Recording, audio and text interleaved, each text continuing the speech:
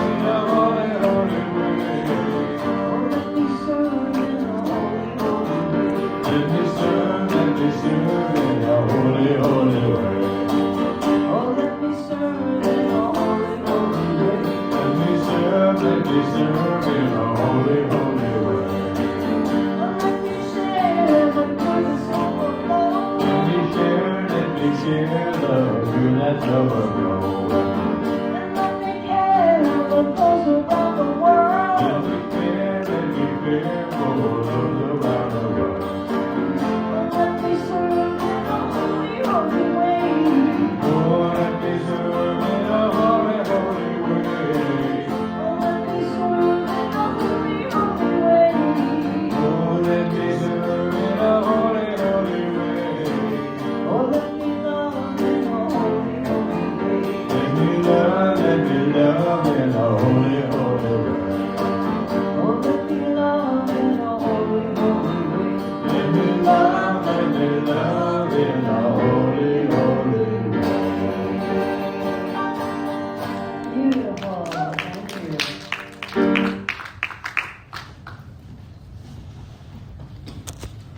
Thanks so much. Now, if you would, look inside your program. Do a program. Let's get a few programs. Anybody else need a program? And please find the group reading, and let's read that together. It's inside the program near the top. Ready? There is one life, both visible and invisible. One presence, one mind, one power is all. This one that is all is perfect love and perfect intelligence. I am an individualized expression of all that it is. I am ever one with this perfect life, perfect love, and perfect intelligence. Thank you, everyone. And now I'd like to invite Larry up to help light our candles. So we light these candles as a way to remind ourselves of some of the amazing aspects of this thing called life, the thing itself. So first, let's light a candle for life. That life which lives in and through each one of us and everything. There's only one life. That life is Spirit's life, and that life is our life now. So please affirm with me, I am life. We light a candle for love, the unifying, harmonizing force of the universe. We each are points of love within the heart of Spirit. So please affirm with me, I am love. We light a candle for light. We each radiate the light, the intelligence of Spirit wherever we are.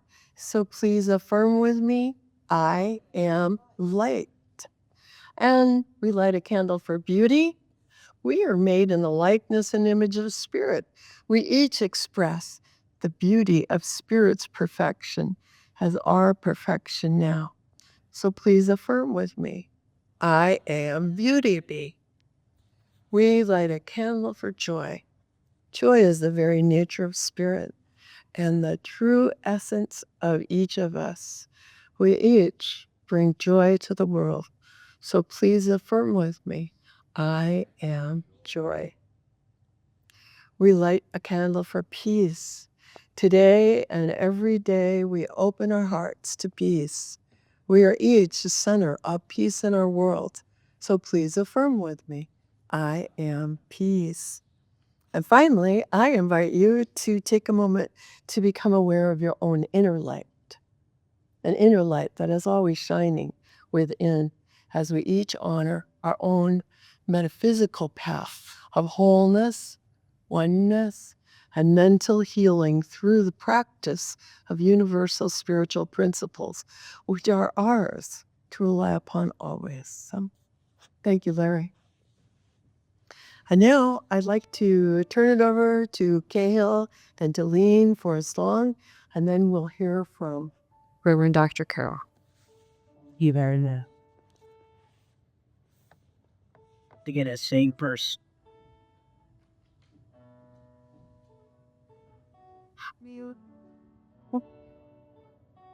Sorry.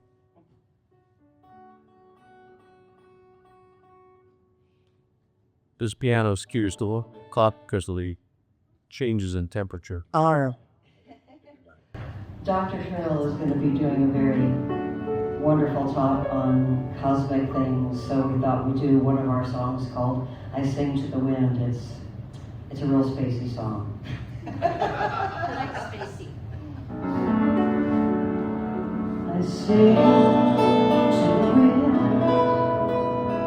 to the moon and the stars, how much all part of them we are. They say to my soul the truth that we are. I know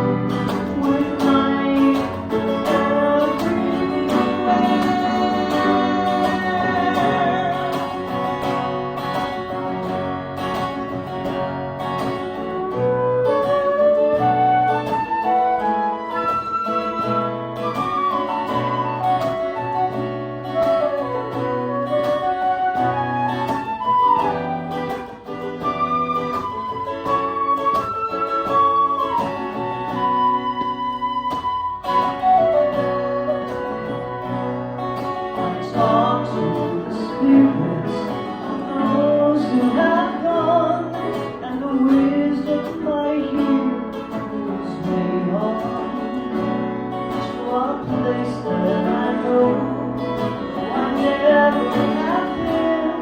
Still I go every night in my dreams, and I dance in the night with the stars, and I fly between Venus and Mars,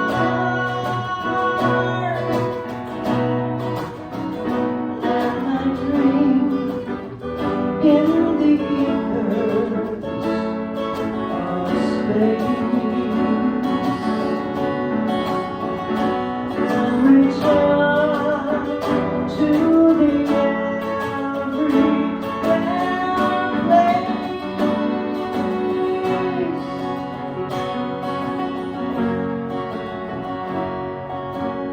Sing to the wind, to the sun and the sky, how much the heart of us they are.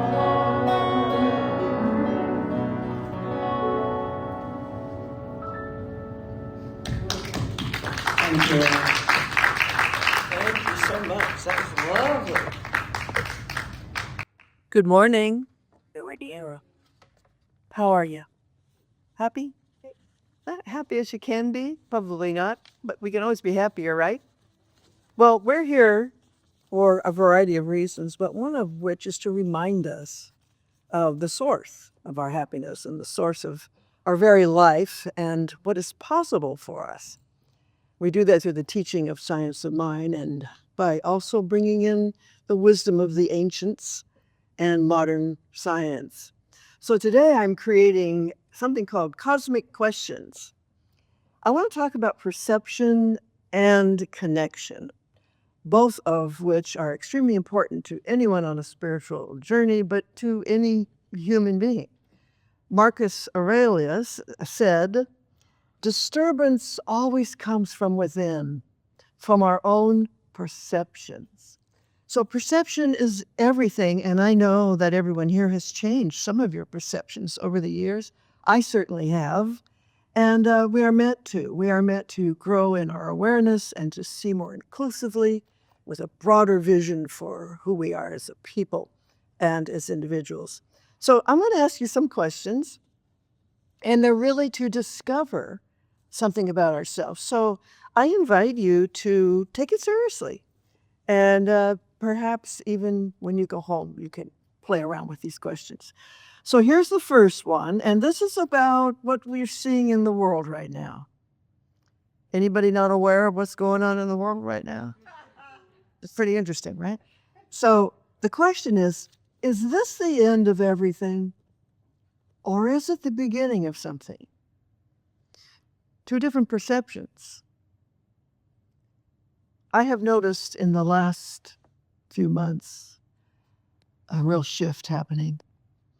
And you see it in the streets with people out carrying their placards, but they are for something. As I said a few weeks ago, they're not against anything. They're really for something. And they are part of what I believe is an emergent shift in our shared experience, how we do things, how we relate to one another. So, what is your perception? Is it the end of everything or the beginning of something? Number two, and this is about our personal life. You know, we have things come up, things go bump in the night, or we bump up against things. Maybe having a money challenge or a relationship or a job or work, health. So this is a question for all of us. Consider whatever it is that you're dealing with. Is this a test or is it an opportunity? If our perception is that we're being tested, then that assumes we believe in some outer power messing with us.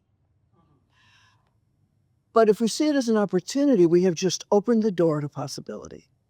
If we, I remember when I had my first center back in 1987, a young woman who was in the classes and really embracing us teaching and doing well, and she came to me and she said, I've just been diagnosed. I have a tumor. And she was shocked because she was so positive. And I said, it was revealed to be healed. Because the only thing that really causes problems individually and collectively is that which is suppressed, that which is repressed, or we just won't acknowledge it and look at it. I said, so consider this revealed to be healed. And she told me later after her surgery, the doctor said, we have never seen anyone recover this fast. Wow. Because she knew it was done. She knew the healing had already happened. It's not the only case like that I've been the privilege of seeing, but that's the nature of the teaching. So is it an opportunity? And if it is, there are so many resources available to us. And if we believe that our mind knows what is right for us, we will pick the right resource, whether it's allopathic medicine or Ayurvedic or thought healing, whatever it is, it'll be right for us if it's an opportunity. Okay. Are we a dying species? Species. Are we a dying species, as a lot of people believe, or are we an evolving one? I think we're evolving. I really do. I think it's a given that we have reached this place together and that we're really at a tipping point. We're really ready to take that leap. And that's a perception. You see, perceptions govern choice. Choices lead to actions. Actions create our shared reality. Nothing we choose to do or act upon is isolated. We're all part of community, and that's the second part of this talk is connection. We're all part of a larger reality. So nothing we do is insignificant. We're all creating this cosmic soup, as it were, of the experience we're sharing together on planet Earth. Okay, the last question. Am I the personification of perfect life, or am I a random accident of nature? You ever heard people say, oh, I was an accident? Nah, there's no accidents in this life. Everything is operating through the field of intelligence and consciousness. So what we teach here, and this comes from many ancient teachings, is that there's one life being all life. The idea of separation is an illusion. It's a useful illusion, but it's an illusion nonetheless. We are all one. So these cosmic questions can reveal our take on reality. And I don't know, that's what's changed dramatically in my life over the years is my perception of what's real. So how we answer those questions determine what we think is possible and therefore what choices we can make in the future as individuals and as a people. So I always come down on the side of optimism. That's just my nature, even if I look foolish to some people. And believe me, some people think it's foolish to be optimistic right now. At its essential core, humanity is always greater than anything it has done in the past. And that's true of us as individuals as well. It's one of the key principles that we need to know, embody, and believe. We are greater than any experience we're having, or have had, or ever will have, because we are in charge of the experience by our perception. How we see it dictates how we respond to it, dictates what we choose to do about it. And so perception, again, is everything. But just say that out loud. I am greater than anything that's ever happened through me. Through me. Nothing happens to us. Okay, so of course, I believe probably we're alike in this. There's a part of me that will just throw up her hands and say, what is wrong with humanity? Why are we doing such terrible things? And I will just lament the abuses of children and all of us, and what we've done to the planet, and our treatment of people who we call criminals. It's amazing to me, and I can go off on that for a long time, but I won't, because that's just a temporary throwback of an old perception. And my point is, they can hang around even while we're embracing a really bigger idea. Those old ideas will crop up from time to time, just sort of checking in to see if we still believe that or not, right? Maybe you don't want to change your mind. Of course we do. But what I call bad actors, the people that are perpetuating the abuse on the planet, they're in the minority. They really are. Most humans are beautiful beings. The majority of humans are good, and they have only love and goodness in their hearts and minds, and they've been duped, and they've been taught superstitious ideas about who they are. But at our heart, we're beautiful beings. So we have put the minority in charge because of old perceptions of who we were. Do you really think that most people think they're good and beautiful and loving and kind? So they might think they are, but what about the rest of humanity? That's not a popular opinion, right? So Mark Nepo, do you know who he is? He's written some great books. I think he wrote The Untethered Soul. He said, all things are connected. The art of community is discovering how they are all connected, because the perception of oneness is the key to a different experience of humanity on planet Earth. On February 18th, I wrote something about this. I'm just going to share it with you. In my travels around the world, and in living in various locales, I have lived in so many places. I think 9 states, 10 cities in California. It's crazy. I like change. I have had the most fun meeting strangers and finding out how we're connected. The process is simple. Ask questions. Everyone loves to talk about themselves. Everyone loves to answer your questions. One time in Hawaii, I've shared this story before. I was cutting the hair of a young man, and I asked him where he was from, and he said, oh, you never heard of it? I said, try me. He said, Lakanat. I said, that's where I'm from. And I said, your last name is Love, right? Because I had it on my appointment book. He said, yeah. I said, your first name Tim? He said, yeah. I said, you have a sister named Heather? He said, yeah. I said, I used to babysit you. Well, this was in Hawaii. He was astounded. I have many stories like that because I ask questions.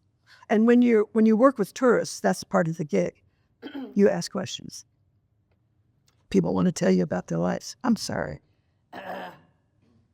Remember 2 clicks away, the equation of 6 clicks away from someone?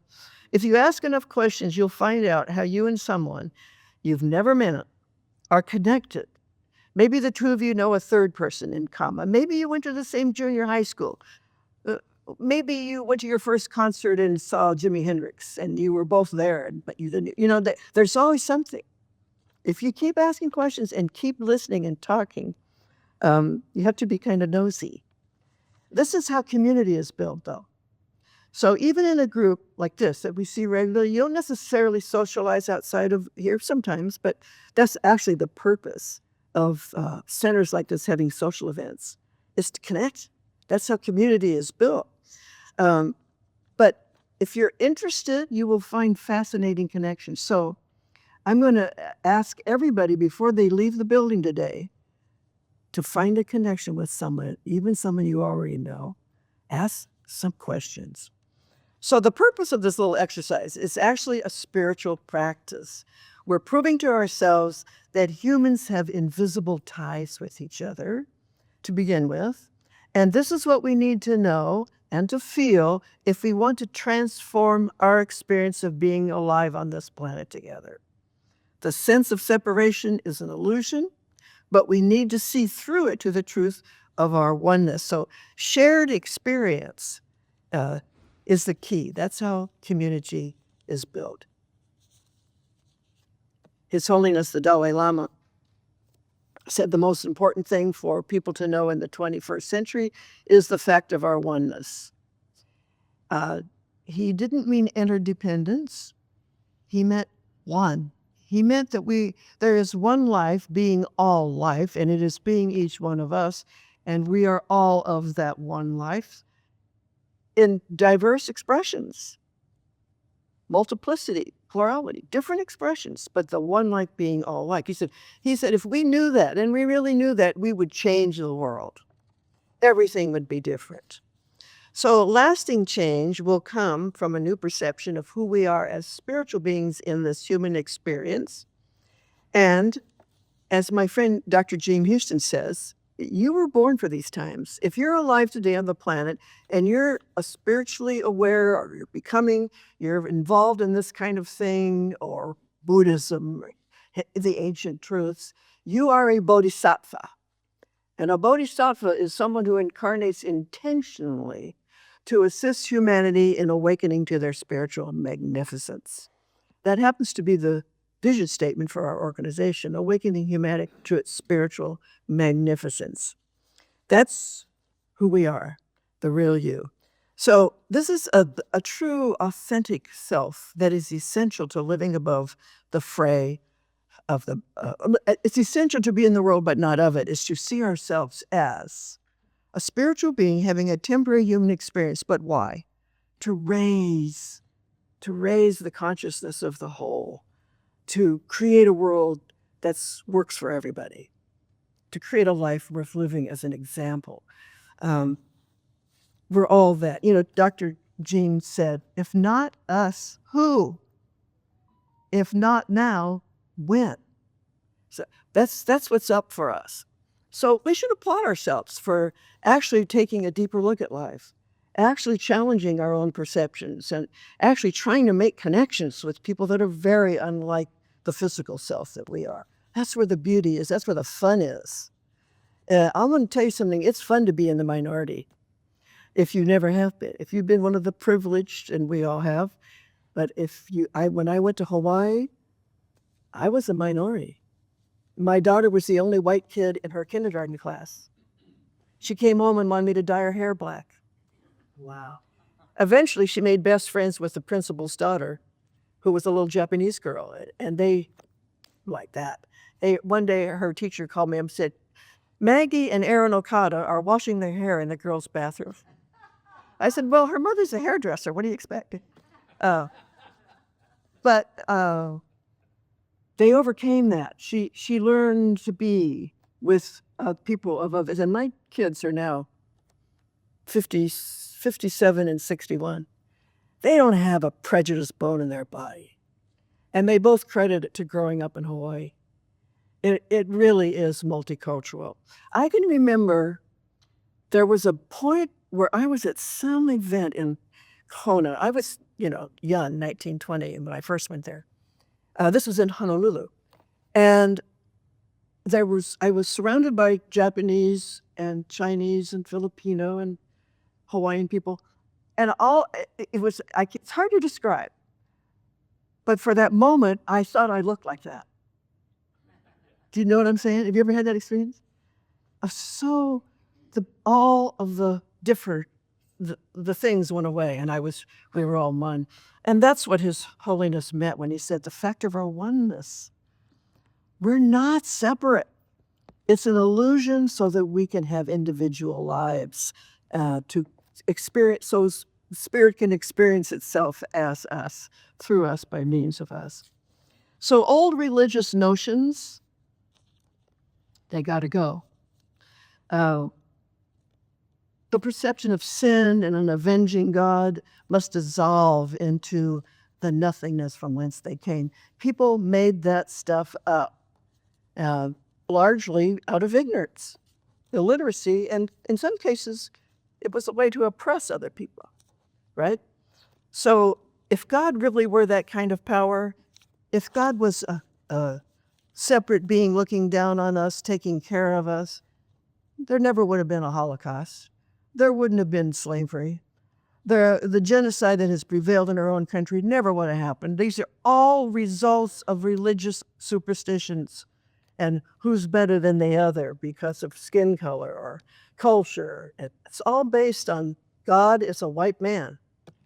Don't get me started again. You know me, I am so impatient with humans sometimes. But anyway, the sexual mistreatment of children, none of this stuff would have happened if God was intervening.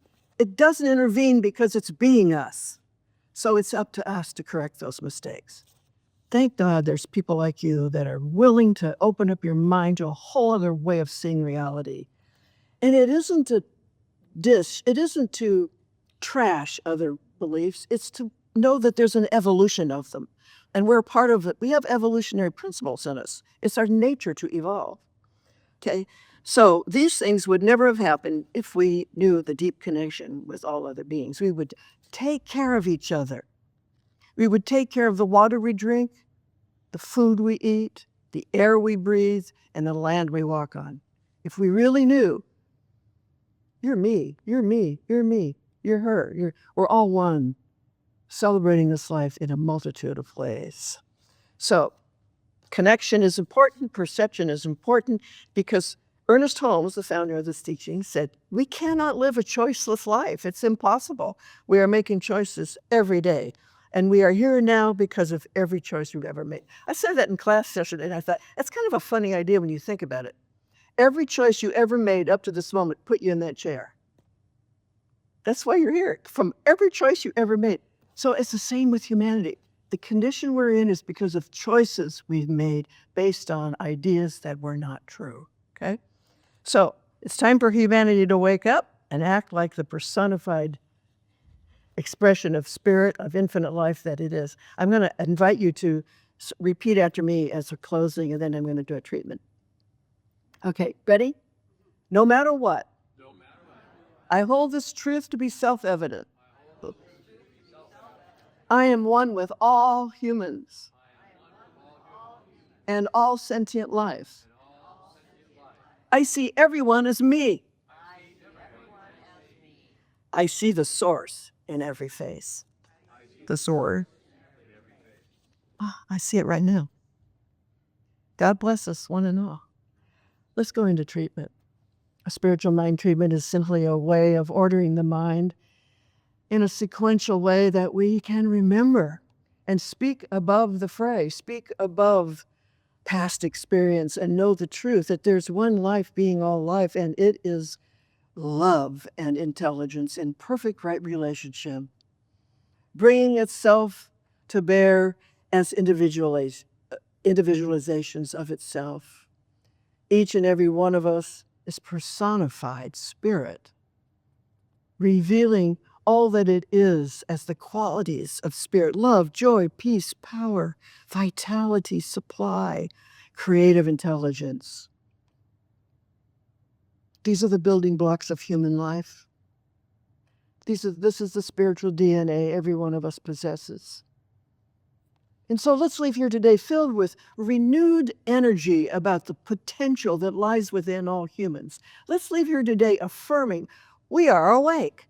The world is awake. We understand and feel our spiritual magnificence, and we are ready to move forward in new and wonderful ways, letting go of the past into the nothingness from whence it came. No judgment, simply a joyful awakening and an awareness that all is well all the time.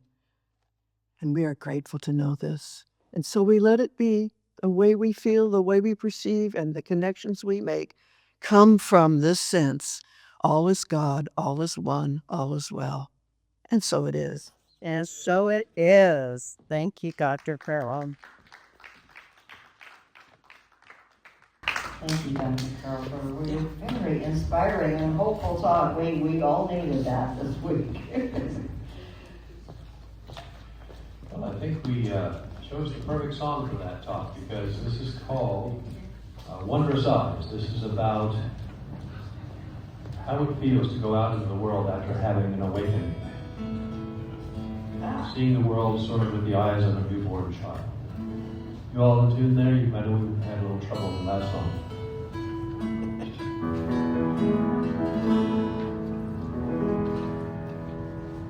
This is a song that Barry and I wrote. It'll never get in tune.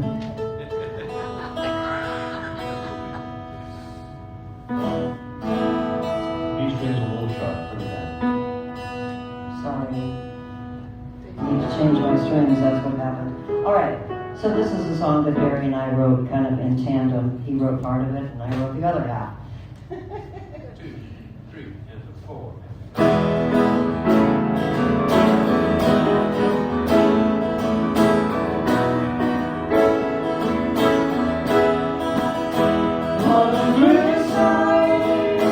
Wondrous eyes, just open them wide. Wondrous eyes, magnified across the great divide. If and I am seeing the light for the first time. It's as if I've been blind, locked up in time.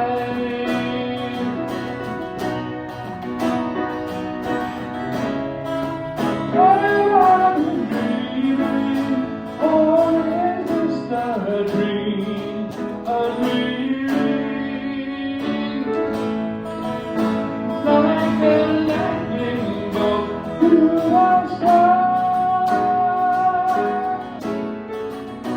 Wondrous eyes, and wide. Wondrous eyes, magnified across the great divide.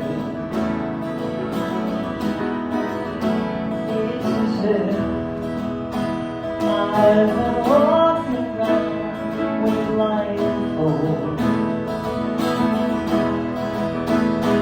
To see someone suddenly rolling away.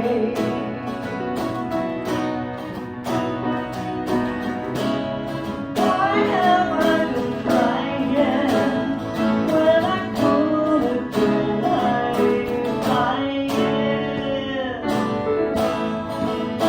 Like a falcon through the sky. Wondrous eyes, open and wide. Wondrous eyes, magnified across the great divide.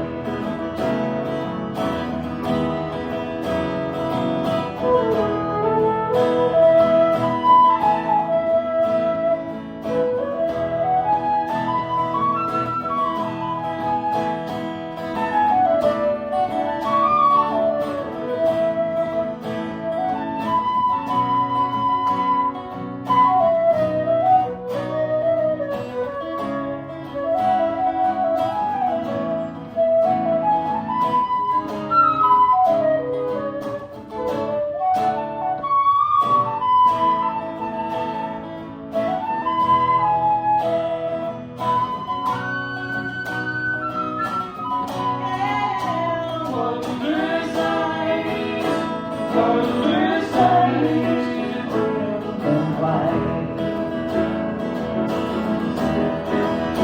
Wondrous eyes, magnified across the great divide.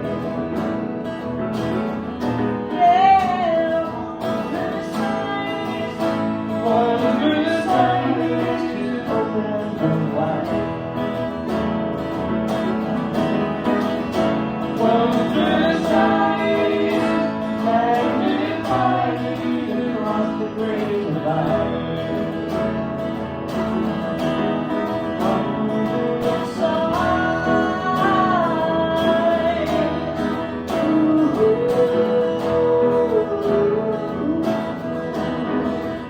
wondrous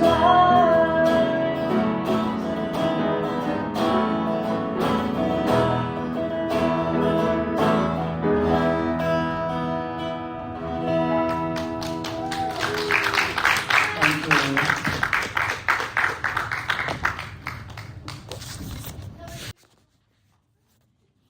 That was a beautiful song. That was a beautiful talk.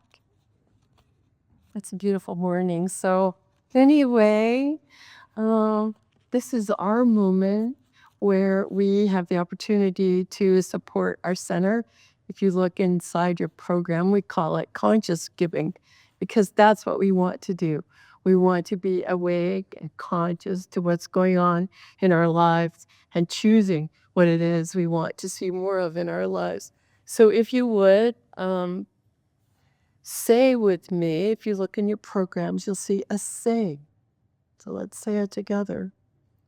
Divine love flowing through me blesses and multiplies all that I have, all that I am, and all that I give. I know this is so, and so it is. And if you look in your program, we have many ways to give Venmo and Zelle, and also Jim's got a little basket for real life cash and checks. So thank you however you wish to support us. And then if you look, you'll see our song. So. I am so blessed. I am so blessed. I am so grateful for all that I have. I am so blessed. I am so blessed. I am so grateful. I am so blessed. I am so blessed. I am so blessed. I am so grateful for all that I have. I am so blessed. I am so blessed. I am so grateful. I am so blessed. And it's the truth. So I just have a few announcements. You can always find out more if you go to our website, csl.org, and then click on newsletter. And at the bottom of the page is a link to our newsletter that's updated weekly. So if it is your first time visiting, please know that you're really welcome. And we'd love to invite you to sign up for our weekly email at the book table. And invite you to join us for coffee, conversation, and finding that connection today. So please feel free to stay. Next week, important message. Next week is Potluck Sunday. So if you want to bring a dish to share, it's always a lot of fun. And we'll also be celebrating happy birthday to everyone born in March. And then, as always, I want to remind you and let you know that you can request spiritual mind treatments for the healing of any condition that you are interested in. Now, you can either do that by asking for a personal one-on-one treatment from me, from Dr. Carol, from practitioner Larry, sitting in the back row. Oh, he lighted the candles today, lit the candles today. Or the other thing you can do is you can fill out a request form there next to the book table and just fold them in half and put them in the box on the table. And we do, if you look on the back of your programs, you'll see a list of names of people on our treatment team, all practitioners and ministers who will do treatment for you during the week. All of our treatment requests are treated as confidential. So, the other thing that I want to say, and for a small center like ours, it is so true that we just really want to thank and appreciate all of our volunteers and helpers today. So thank you, Bill, for the lovely flowers. Thanks to Larry for bringing the refreshments. Thanks to Jim for doing our projection and live stream.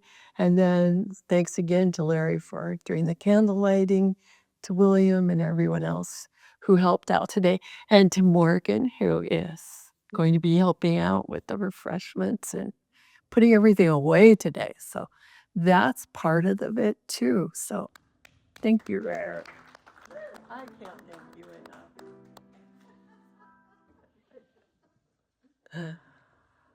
So now, if you will just bear with me, I would like to offer a closing spiritual mind treatment.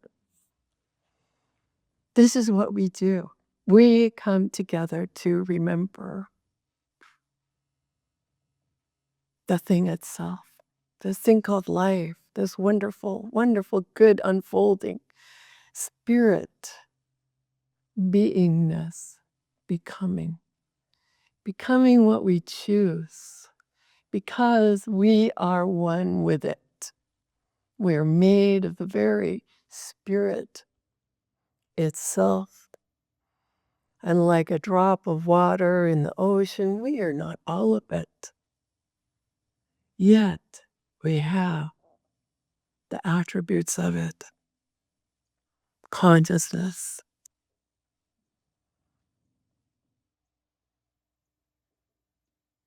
and those very same attributes of love, wisdom, creativity, power, intelligence, joy, beauty, goodness unfolding. And I know and declare on behalf of each and every person that we are able to align ourselves more and more fully with this goodness, that we are able to understand and accept the truth of our lives, that we are worthy, that our lives are unfolding in positive ways, that we are learning, that we are evolving to the next best experience, that we allow the urge for creativity and expression to be fully demonstrated and manifested in our lives as abundant good unfolding. I know this is so. I give thanks for this truth, and I turn my treatment over to Spirit, understanding it is already in action. I let go, I give thanks, and I invite you to accept this along with me by saying together, and so it is. So thank you, everyone. And on the back of your program, we've got the words to our closing song, and I'll turn it over again to Cahill and to me. All right. Stand up, be together. Can you stand up? Open your heart.